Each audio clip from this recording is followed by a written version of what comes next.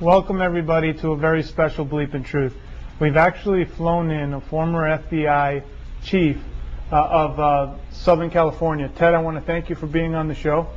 And I see a lot of times on shows where they cover conspiracy theories and they'll have a lot of things they talk about. But today we have someone that was in the FBI. He was personally hired by J. Edgar Hoover himself. Ted actually brought in his FBI identification when he used to be an FBI agent. When did you first become an agent? Chris, I entered on duty December 10, 1951.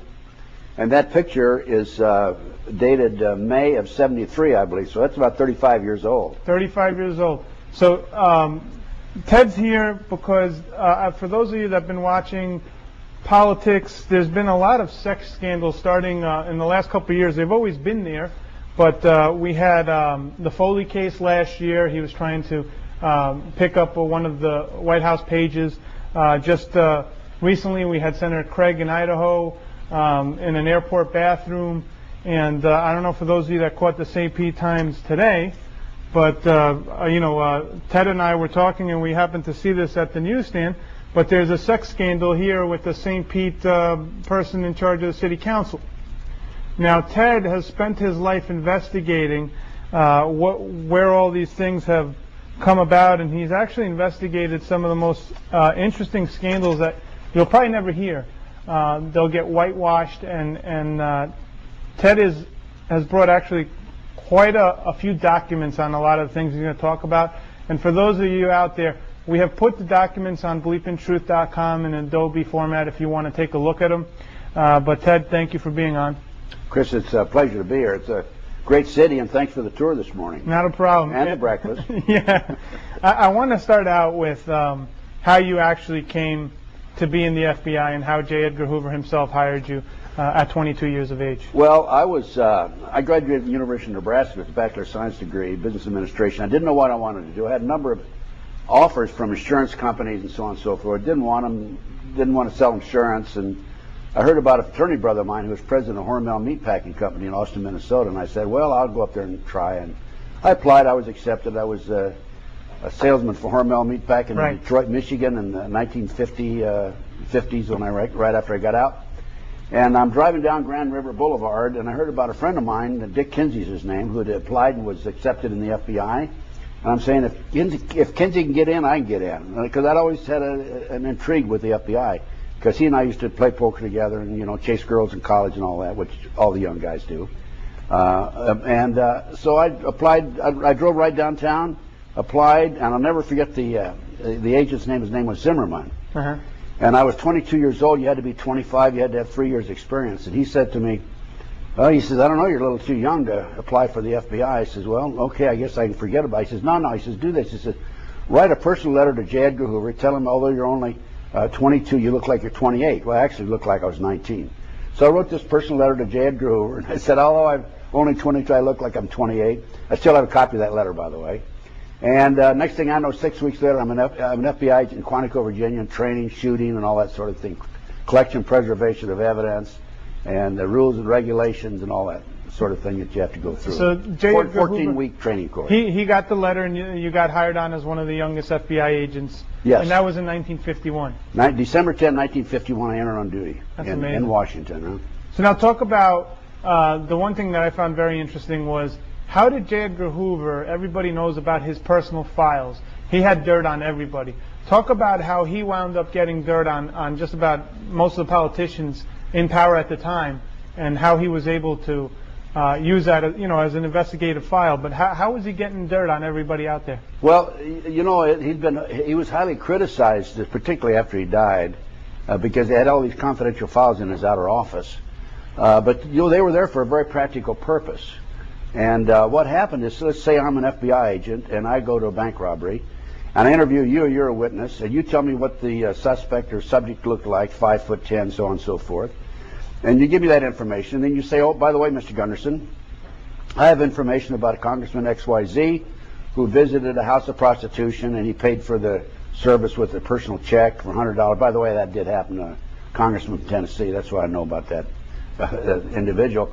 But and so when I write up two reports, I write up a report on the bank robbery, and then I write up a little separate memo on Congressman XYZ, and I send it to Washington. And Mr. Hoover would take that file, put it in his outer office, and keep it there.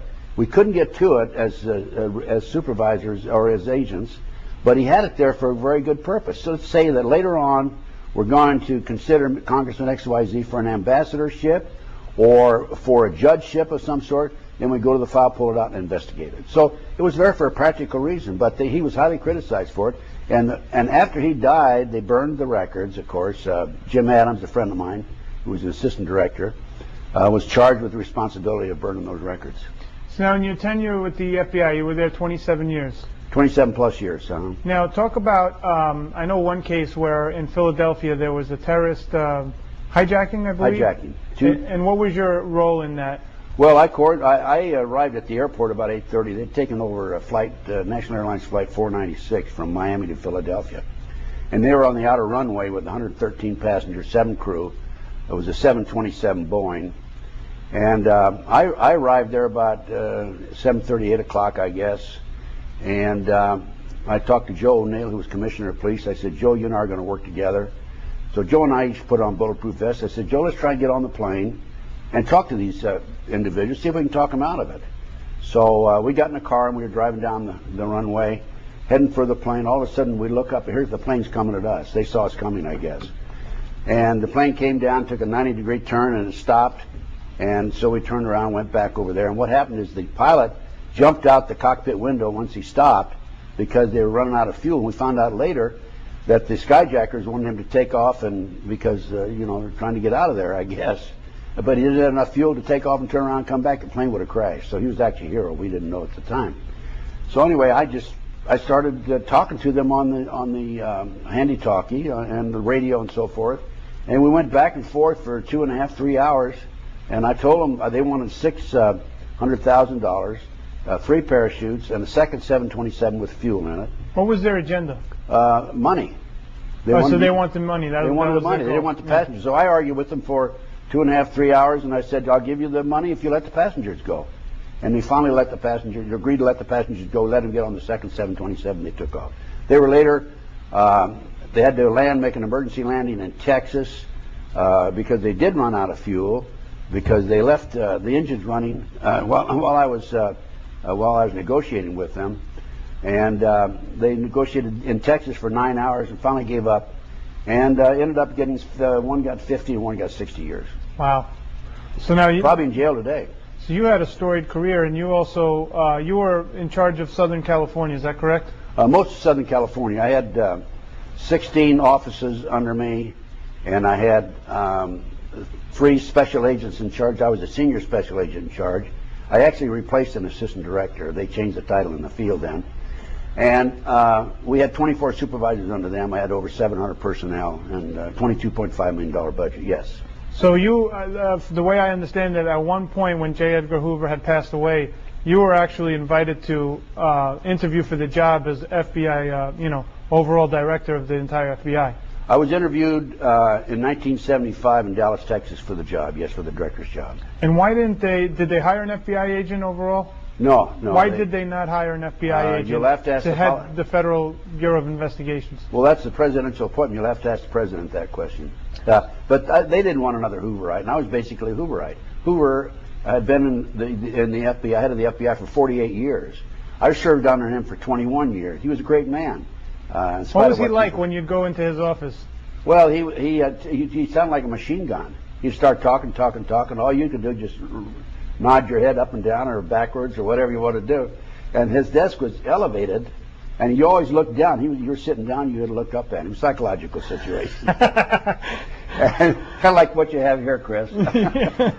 But anyway, it was staccato, and they would, when you'd come in, the administrative division would review everything that happened in your office, like how many fugitives did you have, how much recovery of property and all that sort of thing. And then he'd go over that with you, and then he'd say, thank you very much, and you'd get up and you'd walk out. Now, being that you served under Hoover and, you were privy to a lot of things, did you know anything about JFK or RFK at the time? No. At the time, I knew nothing. At the time that Jack Kennedy was shot, I was working a unit in FBI headquarters known as Security of Government Employees. And what we'd do, if we heard of an individual who was a security risk, who was actually a government employee, we'd do an investigation on them. Then they would be reviewed by a board and so forth. And then right after that, after Jack was shot and killed, I was transferred over to work special inquiry White House matters. And we had to investigate overnight like 1,500 people for the White House since Johnson came in and the Kennedy people left. And so you wanted background checks on everybody in the White House? Everybody, yeah. That's what I did after that for about 2 years. So you checked out everybody that was in the White House? Right. Did a background. And did they turn up clean? No. More questions? No, I had one. He was a member of the Communist Party. He was a homosexual, and he had all these other things going against him, and they hired him anyway. I remember his name. I won't say it here on the air, though. So now, how about what's your take on JFK after leaving? What have you found out through your sources and the people you know?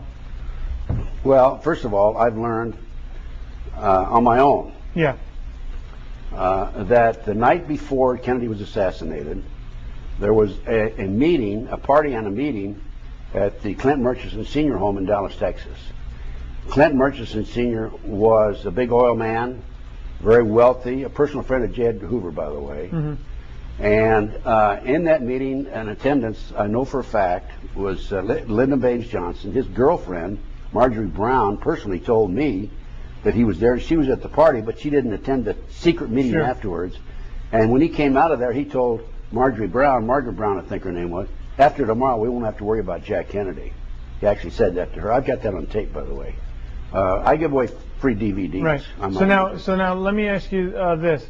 She told you that LBJ knew about it. Who else was in that meeting? Well, there was Lyndon Baines Johnson. There was the Hunt family, members of the Hunt family. There was the Murchison family. And I'm sorry to say, according to the information that I have, J. Edgar Hoover was there too. Why would they want JFK, or why would anyone want him dead at the time? Based on my research, he was going back on the gold standard. He was upsetting the oil men of Texas, and he was going to make some changes. 10 days before he was shot and killed, he warned the American people that there was an enterprise, a criminal element enterprise in our government operating covertly. And he said that before I leave office, I'm going to clean this group up. And they're still operating. You see, the government, our government, there's two elements. There's the overt and the covert. I was a member of the overt group. The covert group are involved in assassinations, drugs, kidnapping children, so on and so forth. It's black operations, we call it. So now, Robert F. Kennedy shortly thereafter was assassinated as well. Now talk about how you feel, that went down. Well, Bobby Kennedy was assassinated. He was murdered. He was shot by more than one bullet. There were Sirhan's gun would hold 8 bullets. There were 11 bullet holes in the door and the wall in the kitchen. So there were 3 bullets that nobody can explain. Now, Daryl Gates, who was chief of police at the time, tried to explain it away in one of his books, in a book that he wrote, but I didn't buy it. You can't buy it. You can't. He tried to, the ricochet? Or? Yeah, that's baloney. It's just like the magic bullet theory of Arlen Specter and the Jack Kennedy assassination. It took a 90-degree angle here, it hit a bone, it took a 90-degree angle there, and all that sort of thing. I mean, both assassinations, Bobby and Jack, because they were going to clean up America. They had both had gotten a glimpse of the government that most people did not, the covert operation. Absolutely. And their agenda was to clean that covert operation right out of the government. Absolutely. There's absolutely no question about it. They were not going to tolerate it. So now, but then what do you make of, let's say, Sirhan? Someone could say he's, a crazy gunman sitting in there. Who was Sirhan in your estimation? Sirhan, I believe, was a mind control victim. He claims to this day he doesn't remember anything, and that may be true. Because you see, right after World War II, our government brought in 900 plus German scientists who were involved in the mind control program. The CIA began operation of this program. They called it MKULTRA. These 900 plus German scientists were infiltrated into hospitals, the government, universities, and so forth. And they continued this program. And it was a mind control program. It's a combination. The way they do, they take people, they take victims. There's a movie called Manchurian Candidate. Mm-hmm. They take people, and a combination of drugs, hypnosis, and torture. and they may have multiple personalities. Well, more recently they had the Bourne Identity, where the guy was basically, he didn't even know who he was. Well, that's it. That's what the program is all about. You're talking about the movie. Yeah, but I'm just saying, it seems like the MKUltra project. Do you think the MKUltra project is still ongoing, or wasn't that exposed in the 80s? Oh, absolutely. They changed the name to. See, Congress investigated it in '78. Right. And they slapped him with a wet paper towel and said, "You quit doing that, CIA." And we said, "Oh, we're awfully sorry. We're going to quit doing it." Well, they didn't. And they call it, they got a new name for it. I can't, it's not off the top of my head right now. Marathon. It's called Marathon now. So now these are people that, do they take them from childhood, or how do they brainwash someone? From the military? A lot of the kids are from military dependents, and a lot of it dovetails into the satanic movement. There's more Satanists, active Satanists in the country than people realize. And they start training. In fact, they use the covert black operations of the government uses the satanic cults to their advantage, and many of the people in the operation are actually Satanists. All right, well, let's get into that, because that's one of your specialties is satanic cult movements, and this will give people chills out there. This is stuff that's going on modern day. But let's just discuss, in 1979, you retired from the force as a retired FBI chief in Southern California. Who was there at your ceremony when you retired? I had over 600 personnel at my retirement party.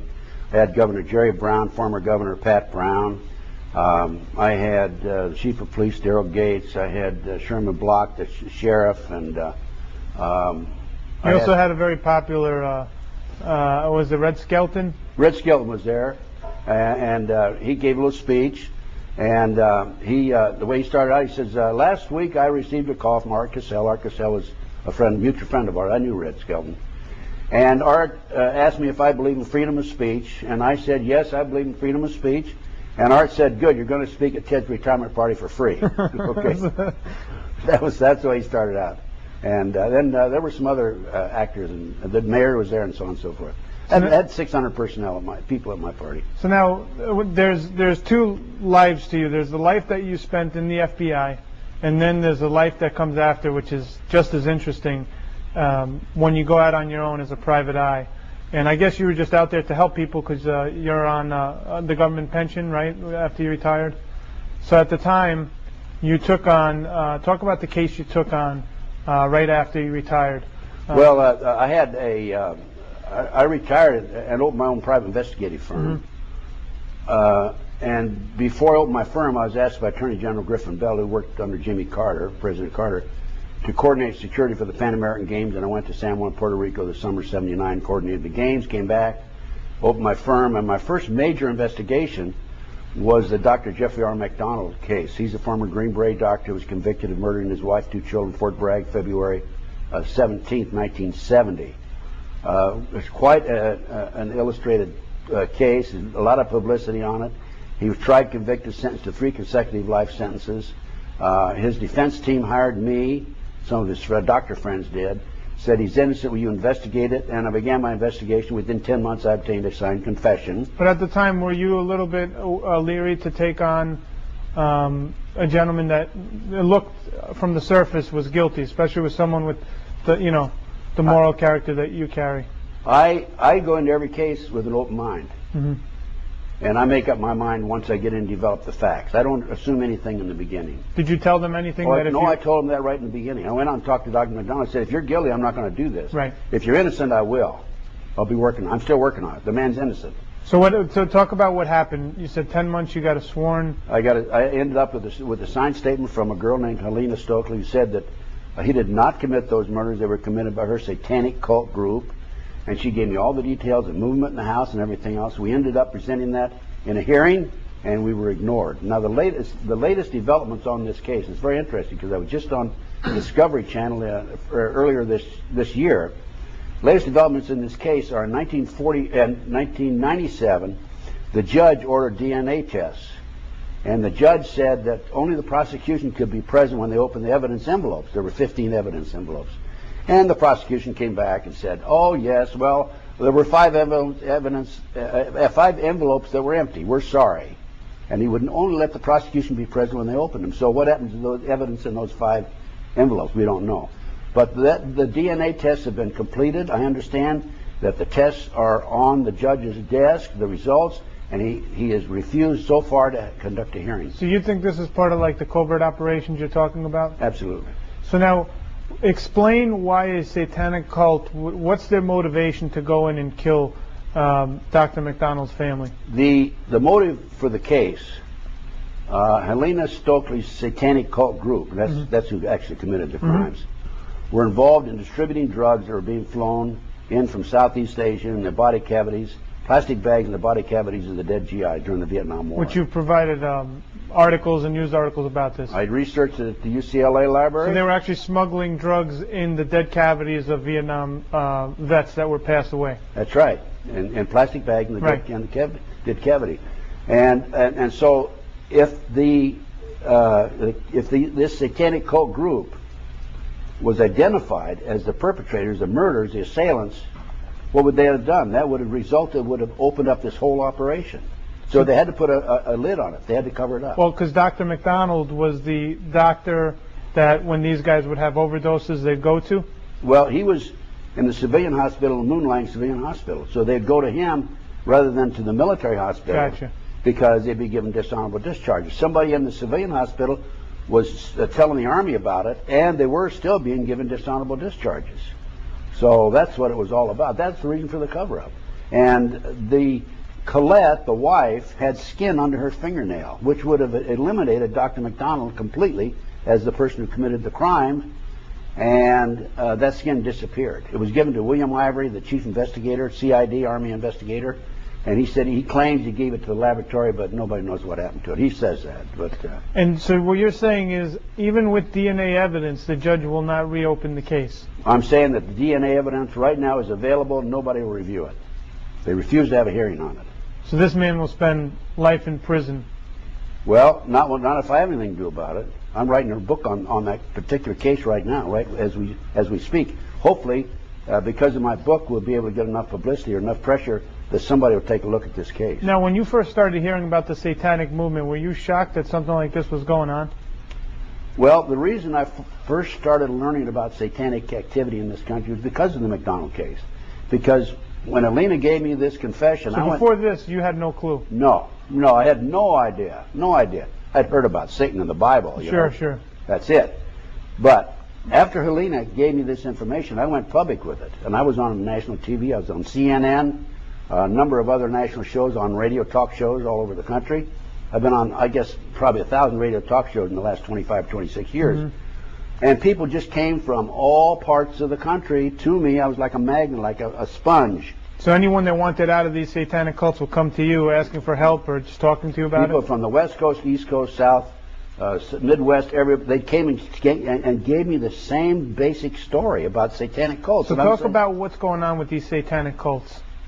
Well, many of these people are multi-generational, meaning they were born into it.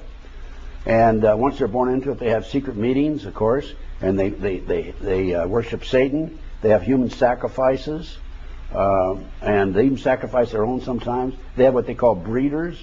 These are women who are especially impregnated so they can use the children or the fetus that are born for their human sacrifices. And based on my research, there's about 4 million plus practicing Satanists in America today, about 1.5% of the population. I derived that figure from a confidential source in South Bay area of Los Angeles, where there's about 200,000 people. And I was told by an informant that there's about 3,000 in that area. Lincoln, Nebraska, about 200,000. I was told about 3,000 there by second source. Third source, Iowa City, Iowa, 100,000 population. I was told there's about 1,500 there. So if you project that figure, you're looking at 1.5% of the population of the United States. And they are involved in, according to another 3 different sources also, there's 50 to 60,000 human sacrifices per year in this country. Okay, but the question that people will tell you is, where do these human beings come from? Because obviously, you know, well, they have to be accounted first of all, they've infiltrated law enforcement. They've infiltrated prosecutors' offices. They've infiltrated the judicial system. They've infiltrated across the board our basic elements. They've infiltrated virtually every level of our society.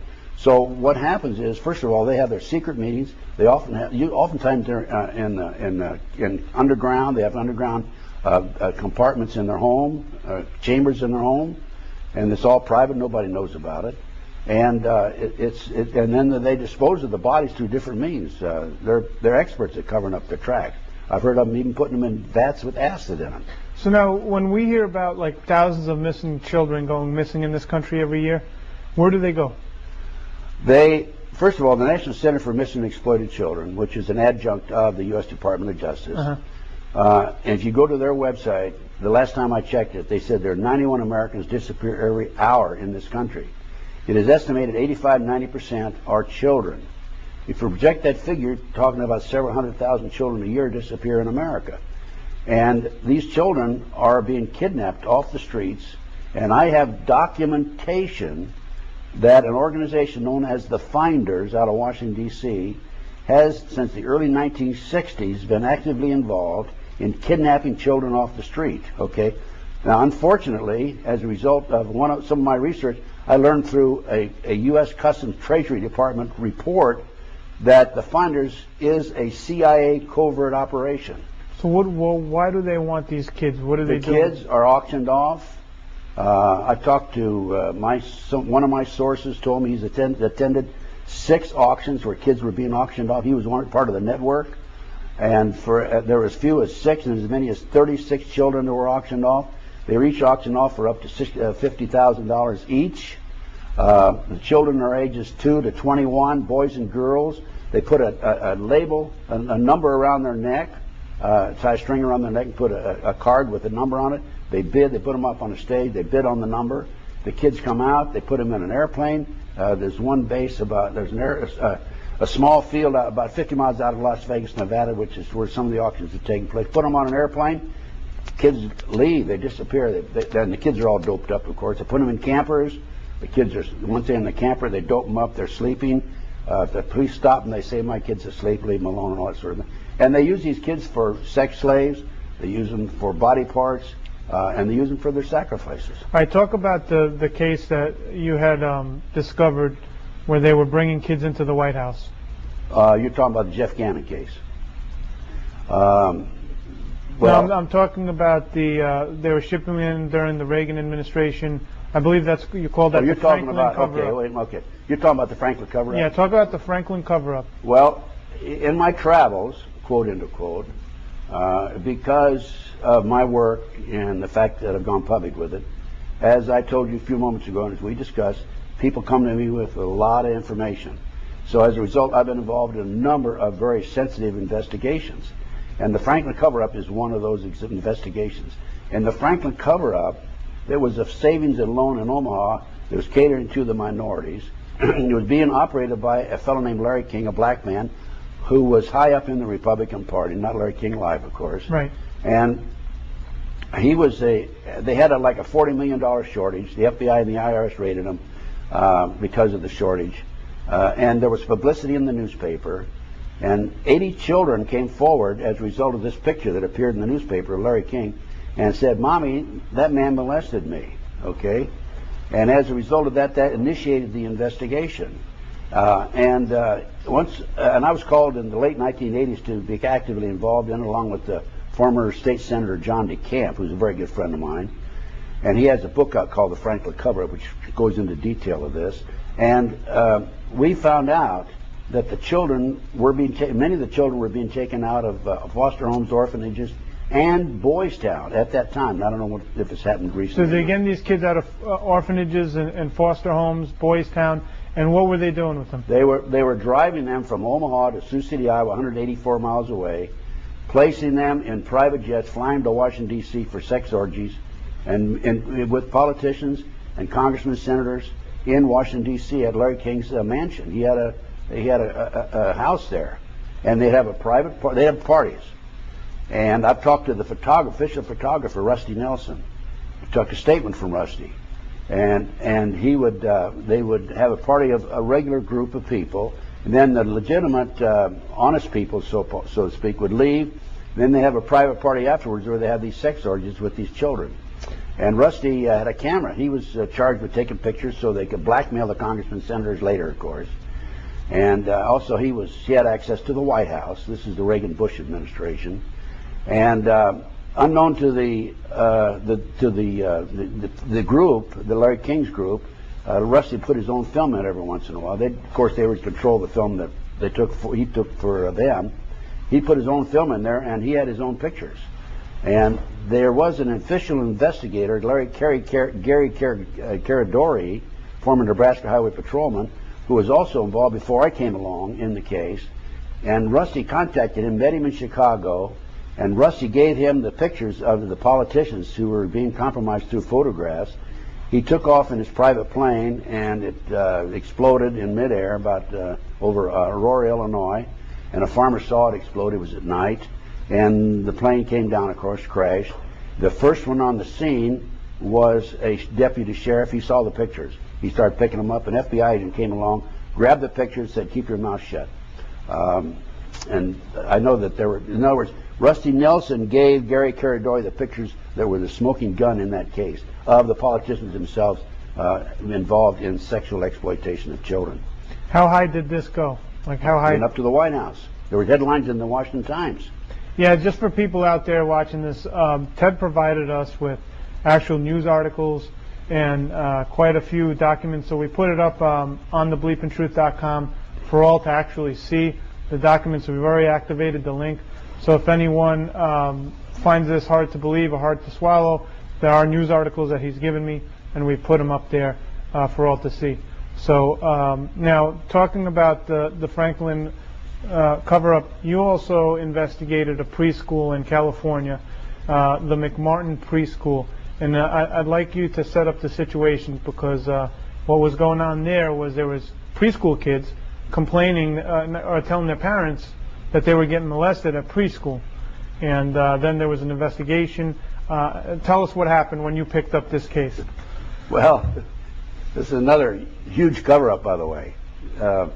What happened is, back in the early 1980s, a little baby came home. See, the preschool, of course, the parents would drop the kid off in the morning, pick him up in the afternoon after they came home from work and all that sort of thing.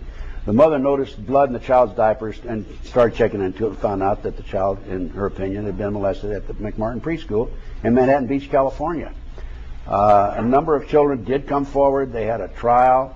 They filed charges against the grandmother, the son, Ray Buckey, and 5 others. The district attorney dropped the charges against 5. They just ended up with 2 of them. And the kids said that there were tunnels under the school. They went into the tunnels, up into a chamber. There were humans. There were adults in robes with candles, chanting. They talked about cutting up brown babies. We think they were sacrificing Mexican children. And that they went through this tunnel up into the triplex next door, a trap door in the bathroom, the triplex next door. They were placed in cars, and they were taken out of the community and prostituted. And then brought back in. And then brought back in. 2, 3, 4-year-old kids were being prostituted in the community. So these kids are all telling their parents these stories. They told the parents these stories. And so the authorities went out in 1987 looking for the tunnels. Mm-hmm. And what do you think? They didn't find any tunnels. So I had an opportunity in 1991 to take control of the property. And it had been given to Danny Davis, the attorney, and he had, for his legal fees, and he had sold it to a contractor. And so I went to saw the contractor. I said, "Look, I want to go in there and take over and look for these tunnels."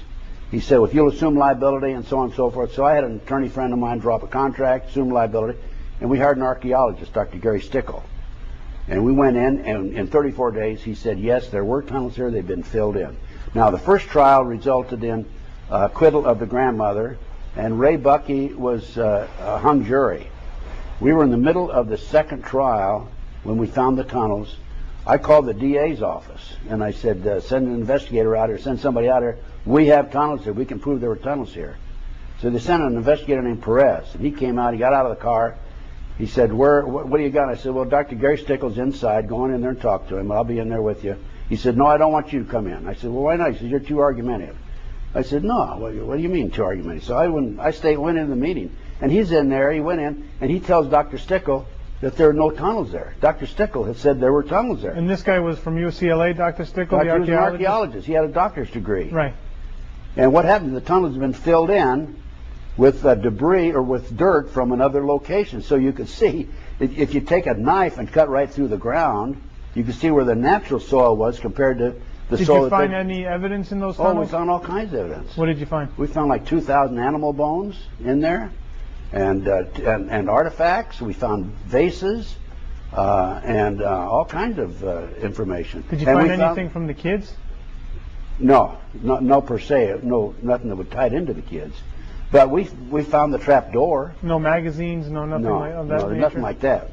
But the trap door was there in the triplex next door, and one of the fellows, in fact, there was an opening, probably about 2.5, maybe a foot and a half, 2 feet. We had one of the skinny archaeology diggers go in there and take pictures of the trap door, and there was a trap door there. Did the media pick up on this?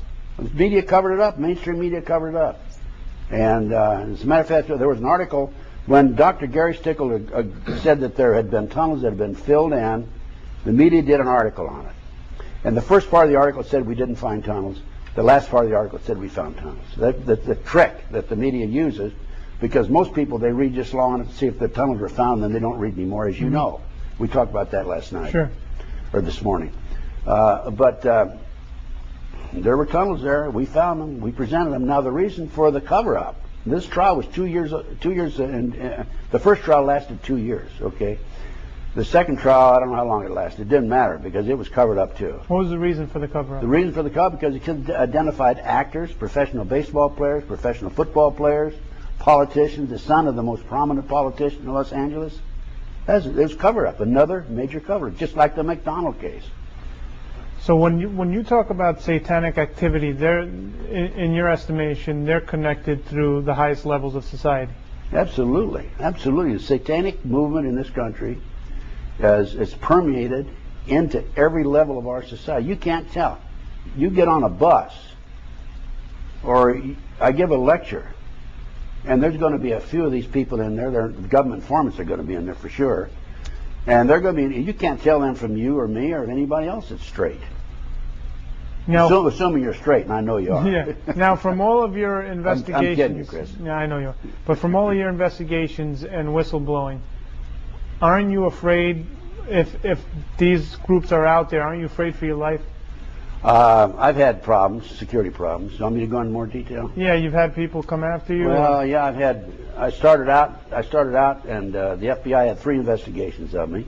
And I know because I filed a Freedom of Information request, and they got it back. And the bottom of the report say that Gunderson considered armed and dangerous. They forgot to add with knowledge. Okay, and so I had 3 investigations of me, and then after that, you had we have the news article up there when they shot through your office. Oh, I had my window shot out. Yeah, October 15th, 2003. I was standing by the window, about a foot and a half or 2 feet from the window, and somebody shot the window on the 2nd floor. Yeah. I've had my window shot out twice at me, and I'm assuming you've been followed. You've been. Oh, I've had the whole night. After the investigations, I had a gunman waiting for me on at least 3 occasions I'm aware of, and I don't need to go into detail. We don't have time here, but I did go into detail with you, I think, earlier about that. I had the FBI put a girl on me named Pam Fawcett. Talk about who Pam Fawcett is. Pam Fawcett was. I was working with F. Lee Bailey on a case. And she was trying to do some work on behalf of Bailey's defendant of a drug manufacturer in Central California. Mm-hmm. And she went to Bailey, actually Ken Fishman, who worked with F. Lee Bailey on his staff, and said, "How can I help?" And they came to me, and I said, "Well, let's see if we can put her in." It was a federal drug case. I said, "Let's see if we can put her in with the locals and see what she can find out." So I tried to run a sting on law enforcement. Okay, nothing illegal about it. So I put her in with the locals. And what I didn't know is the locals and the feds were all working the case together. So she was in with them. So she was in with them and didn't know it at the time when I put her in there. And so she called me one day. She says, "You know those drugs that I planted on it was a key witness against Bailey's client. I planted on so and so. What I did, I just want to let you know he's been arrested." So they're trying to say that I told her to plant the drugs on this key witness, and if I'd agreed to that on the telephone, said, "Yeah, Pam," they would have come and arrested me. What did you say? I said, no, I didn't tell you to do that. And I hung up the phone, called the police. I said, if you arrested this person, it's a bad arrest. Because otherwise, I'd have been committing a crime myself. So they were trying to entrap you and put you in jail. They were trying to entrap me, absolutely. So they tried to use her to set me up to do something to me, to put me in jail. I got a signed statement from her. So now the one thing... And then let me finish now. Yeah. So then after that didn't work. So what they did is they put a guy named Stu Webb out, who was an FBI informant, and tried to get him to put information out about me, disinformation. For example, like he's put out on the internet that I was kicked out of the FBI for practicing satanic ceremonies in the federal building, and just absolutely unbelievable. So what they do is they sling the propaganda machine at you. So instead of trying to do anything to you or arrest you, if they can't do that, they'll just discredit your name and smear your name. And it's worked. And it's worked because people start believing that. So a certain percentage of people believe it. Well, I'm they don't a want to spy believe, for the government, for example. Right. Well, they don't want to believe in, I'm assuming, satanic cults. That's one of the reasons. Do you know what I right. mean? So that it's easier to believe that, yeah. you're... And then the latest thing, Chris, is I was living in Las Vegas, and a year ago last May, I was being poisoned. They were shooting poison in my car. They were shooting poison into my condominium in the air. And there's no question, because I went and had tests taken. I had arsenic and cyanide in me. I had tests. I'm an investigator. I know when things are not right, and I'm going to find out why. And so I moved overnight from Las Vegas to a small town in Nebraska, 296 people, Claytonia, Nebraska, and they followed me there. They're out there. Now, when you say they, is it the satanic cult? Is it the government? Who is the one that? They, in my opinion. Yeah, who is they to you? They, in my opinion, first of all, when you have a covert operation as extensive as this, right, where they have teams of men running surveillances on you, and there's no return financially, right? It has to be a government entity. Right, because the corporation's goal is to make profit. It's to make money, make profit. Right. So this is definitely a covert government operation. There's no other explanation for it. So that's who they are. And mixed in with that, you have the satanic cults. And the satanic cults are part of it, and this covert operation is using the satanic cults to their advantage. Now, when you say cults, and I know I've asked you this, and a lot of people are curious of this, there's the Freemasons out there. There's what they'll call the Skull and Bones, the Illuminati. What are they in accordance to what you call the satanic cults? Well, first of all, the Masonic organization is a great organization. Mm-hmm. Okay, it's a philanthropic, and it's a great organization. But there are people at the top, again, infiltration, who are involved in this satanic movement. Now, in order to really explain this, you have to go back 235 or 35 years or so. The Illuminati was established in 1773. The Rothschild family in England ordered a defrocked Catholic priest, Adam Weishaupt, to come up with the 25 goals to take over the world. Those 25 goals were announced on May the 1st, 1776. Corrupt the youth through sex and drugs. Control the media, which they do, mainstream media. Elect our people to office.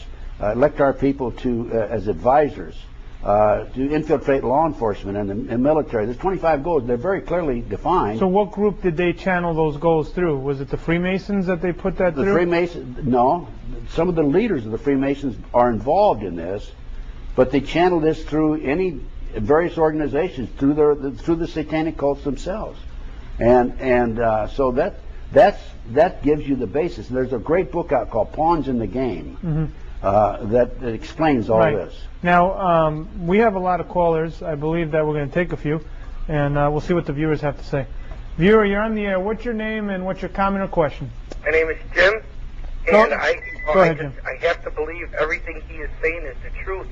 My religion believes is there are so much satanic in our upper government that it's just waiting for the Antichrist to come into control, and that is going to happen so soon. I'd say within the next 10 to 20 years, you will see the Antichrist come out into Jerusalem, and all these satanic cults. This is all part of our end times, which we are in, whether you believe it or not. And is there somebody that can stop these people from kidnapping these kids, and they know about it, and that are in the government, and there's not somebody that will help Yeah. poor children? Good question, Jim. Okay. Go ahead, Ted. Jim, I have a report that I put together. I put together a tremendous number of reports. All the information I'll tell you now is documented tonight. Well, we put it up on the Bleepin' Truth website. Right. And then my report is called The Finders, the CIA covert operation kidnapping children. I have given this report to the FBI half a dozen times. They don't want it, right? They don't want it. They won't come talk to me. The FBI ignores me. As a matter of fact, when I retired, I'm the highest level FBI agent to ever come out and be public like this. And when I retired, I joined the Society of Former Special Agents of the FBI. I've been kicked out of that. Yeah, we have a document that basically they threw you out of the fraternal order where all the FBI agents... Because of my criticism of the FBI and the government. But I have gone to the FBI, given them my finder's report a half a dozen times, and they won't even come talk to me. Okay, we got another caller. Thanks, Jim. You're right. Viewer, you're on the air. What's your name or comment? Yes, hi. Actually, I've got two questions for you regarding the 1950s. The first is regarding J. Edgar Hoover. Often it's been said regarding organized crime that he was in denial about that. He said there was never truly like a mob or, I guess, a mafia in the sense. What are your thoughts about that? And the second question is, since you were a FBI agent during the 50s and when you got the Joseph McCarthy hearings and the whole issue for looking for those who were truly the Red Scare, I'd just like to get your thoughts and just the atmosphere of what that must have been like, if you then compared to what even like today in our current situation, as far as quote the terrorism. So I appreciate the time. Great question. Good questions. Okay, it just so happens before I worked Special Inquiry White House Matters, I worked organized crime racketeering for 2.5 years as a supervisor in Washington D.C. So I actually worked there during the Bobby Kennedy, Jack Kennedy administration. And what happened there is there were two factions inside the FBI. There was a faction. Bill Sullivan, who was one of our assistant directors and was liaison on the Kennedy assassination with the Warren Commission, Bill Sullivan said there is a mafia. A fellow named Al Staffeld, who was the unit chief of organized crime, said there was no mafia. So what did J. Edgar Hoover believe? Hoover went with the man who was the expert, supposedly the expert on organized crime. And so he took this information under consideration, and based on the fact that even there were two factions that were in disagreement, he went with the first faction, with the second one actually. Which is there is no mafia. There is no mafia. So he took that belief. He took that belief, but then we had 56, I think it was, Appalachia, and the mob all met in Upper New York, and that's when the whole thing broke open. So Hoover was look, when you get in a position like that, I had over 700 personnel under my command. I only knew what I was being spoon-fed, right? So that's what happened to J. Edgar Hoover, I think, as far as the mafia is concerned. The second question was... He said with McCarthy, there was... What was that like? McCarthy was 100% on target. He was right. To this day, the mainstream media ridicules the McCarthy era. McCarthy this, McCarthy that. He was right. The communists did infiltrate, and the communists are involved, based on my information, with the cult movement. So they are taking over. So McCarthy, when he was saying that there's communists and we got to take out all these communists and create that blacklist, you're saying he was right that there was an infiltration of communists? Yeah, absolutely, there was. There is. But were they a clear and present danger to our government? Look at what's happening today. That's what's happening today. The cult, the mob are involved with this movement to take over the country from within. It's called, basically, the big umbrella is called the Illuminati. And these people are under the umbrella. So that's where we get the Patriot Act and where they start saying that we need to strip away. So you feel that this is an agenda they've had in play for years? This is an agenda has been in place for 230-some years. The whole terrorist movement is a phony movement. It's been orchestrated and perpetrated by this covert element within our government in order to pass establish Homeland Security, pass the Patriot Act, take away many of our constitutional rights and civil liberties. That's what it's all about. But what you're saying is those events did happen, but our government had a role to play in the terrorist, right? You're not saying that they didn't happen. No, they like did Oklahoma happen. City. You're saying they did, but Oklahoma City happened. World Trade Center car bombing. You're saying that our government had a direct role in those events. I'm saying that there is a covert element within our government that had a direct role in that. Well, now go back there. Covert overt, right? Mm-hmm. There's a covert element, yes. So there's a whole group of people that are in the overt element. In other words, they're doing the day-to-day job. They really are. FBI agents, they're police officers. They have no clue, right? They're good, honest people. Good people in the FBI, police department, CIA, NSA. But there is a covert black operation that's active in this country. Very active. Now, my question to you is, and I think those are good questions, by the way. Yeah, they were great questions. My question to you is, in the government, there seems to be a mass, I guess, perversion in there towards, like you said, sexual proclivities, whether it's homosexual, pedophilia. Is this a new thing in the last 50 years, or is this something that's always been there as far as power and people in power? It's been there for years. As far as I'm concerned, I'm sure it's been there for years. So in the 50s, there was things going on that are going on today, right? Yeah, it's been going on for years, as far as I'm concerned. But it's only that old saying, you have to crawl before you can walk. Well, that's what's happening. We're starting to walk. We were crawling for years, as far as knowledge of this is concerned. Now we're starting to walk. Pretty soon we're going to be trotting. Pretty soon we're going to be running, because people are learning more and more about what's going on. Now, I've been in this movement for 28 years, and when I first came out and started talking this way, I did it gradually because I didn't have as much knowledge then as I do now. But even though I didn't have the knowledge then that I do now, people said, this guy's a kook. Well, now it's proven that I'm right.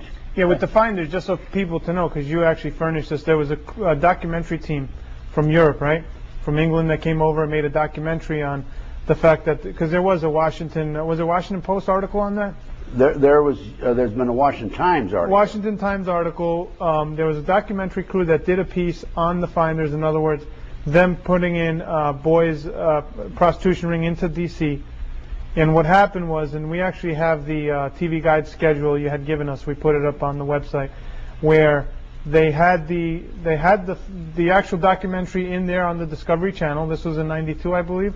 Right. Was it? No, May the 3rd, 1993. Very good memory. 1994. 94. But then what happened was they changed the program schedule real quick, and then they put some animal show on there. They wouldn't put the finders. What happened in that interim? Why was the Discovery Channel not allowed to play that documentary? Well, what happened? Certain members of Congress allowed. We're going back to the Franklin cover-up case now. The kids being used as toys for their sexual exploitation in Washington, D.C. Mm-hmm. What happens is this camera crew came over from Yorkshire TV in England for 7 months. In fact, they interviewed me and Johnny Camp and so forth. Mm-hmm. Johnny Camp's a hero, by the way. He's a Vietnam veteran. He's a hero. They were going. It was scheduled to be aired on May the 3rd, 1994. Listed in TV Guide. At the last minute, certain members of Congress found out about it. They threatened the cable industry with legislation, and they pulled it off the air. They didn't put it on the air. So for this one show, they were threatening their FCC license, and they had to pull it off their program directory. Exactly. That's exactly what happened. Now, what I did, I ordered a copy of that guide. It was in there at one time. Sure. I ordered a copy of that guide. It's no longer in there. They reprinted the whole book, obviously. So what I did is I went to the LA Times TV Guide section for May the 3rd, 1994, and it's listed. I went to the Philadelphia Inquirer on the East Coast through a friend of mine. We got it up right now for people to see. And it's listed. Right. Conspiracy is silent. So, that's how powerful these people are. Here's your documentation. So now we're getting towards the end of this. Why do you do this? Why do you go on radio stations and programs? Why do you tell people about these things, especially when it endangers your life? And at the same time, people, you've been excommunicated by your fellow FBI agents. Why do you go out and spread the word around the country? And also, you still help on cases around the country. Lawyers fly you in, and wherever you could help someone, you do. Why do you keep doing this at 78 years of age? I have a conscience. I'm a Christian. I care about people. I love my country. Love my family. I have the training and the experience, and I have the knowledge in order to make this public. I've given up golf. I've given up everything in order to become involved and wake up America. I'm doing the best I can to wake up America. As I said earlier, I give away DVDs. I give away information, and so that's what I'm doing. I use my retirement money to become involved in these issues. I've got $17,000 in the McMartin case. I've got $30,000 in the Jeffrey McDonald case. I had a young black girl kidnapped off a bus bench in L.A. Patty Franklin by LAPD cops. They took her out and gangbanged her. I put $25,000 in that case, and it just goes on. I get my money. I donate my retirement money to these causes. Is what I do. So now we're down to the last 5 minutes, and you've had a lot of interesting experience happen throughout your life. What are some of the things that really stand out throughout your career in the FBI? In the FBI? Mm-hmm. Well, I've had several interesting experiences in the FBI. We had advanced information about a bank robbery in McEwen, Tennessee, a little old country town. And it's a little old southern town with the wooden sidewalks and an overhead. Mm-hmm. And anyway, the bay window of the bank, you could see in from the street. And we knew that when the bank robbers pulled up there, that they're going to check the bay window. So we had agents planted in there, and I put them in wigs and dresses, so that if they came up and looked, they'd think there were women in there, not men. We were waiting for them, and long story short, they didn't come in on us then. We found out they came in later. We did get them out in the woods where they were hiding, because they dumped the evidence out there and went on. So it's a lot deep. That was kind of an interesting experience. We had a shootout in a parking lot in Memphis, Tennessee, near the airport, involving 3 bank robbers, and they'd taken some bank robbery. They'd taken some bank tellers as hostage, so that we couldn't shoot at them. They were shooting at us. We had a police officer who was shot. I helped to rescue a police officer who was out in the open. That was interesting. So in the FBI, you had a lot of hijackings, bank robberies, and bank robberies. Yeah, I did everything. I was counter-espionage in New York. Picked up a 10 most wanted in Connecticut in my day, and the skyjacking, of course, July 12, 1972, negotiating with those 2 terrorists. So I had a lot of interesting experiences. Do you miss the FBI? No. Why not? Well, particularly now, because the FBI has been infiltrated by the Illuminati, in my opinion. This is my opinion. So you believe after J. Edgar Hoover died, the FBI quickly became politicized once he had the stronghold, especially with his files. So they didn't want anyone like you or another FBI chief taking over. They didn't want anyone with a FBI background taking over. So what did they have take over? Well, they had an admiral take over, and they've had judges take over. So here you have all these FBI chiefs. So you were in charge of Southern California. There's others in different regions, and instead of any of you taking over the FBI, and you know how it works better than anybody, they had judges, they've had admirals. In other words, they've politicized the FBI. Absolutely. So the FBI doesn't hold the same kind of clout it had under J. Edgar Hoover. I did an interview. It's on DVD video, and it's captioned 911 failure, the new versus the old FBI. The new FBI has nothing that they can offer in the way of what we offered. The old FBI had integrity. We had integrity. We were the greatest law enforcement agency, I'm convinced, at least investigative agency in history. What do you make when they start pointing out what J. Edgar Hoover was a cross-dresser, and they start hammering J. Edgar Hoover's own behind the scenes? Well, I don't think he was. I think he probably had trick photography. The reason I say that is because this didn't come out until after he'd been dead for 20 years. Mm-hmm. And they said that the person that actually originally brought it out was questionable. Her character was questionable. She was the heir to a liquor fortune. So I don't think it's true myself. You think they might have tried to discredit him since he had all the information on all the politicians? And they tried to discredit me. Look what they tried to do to me. Well, Ted, I just want to thank you for flying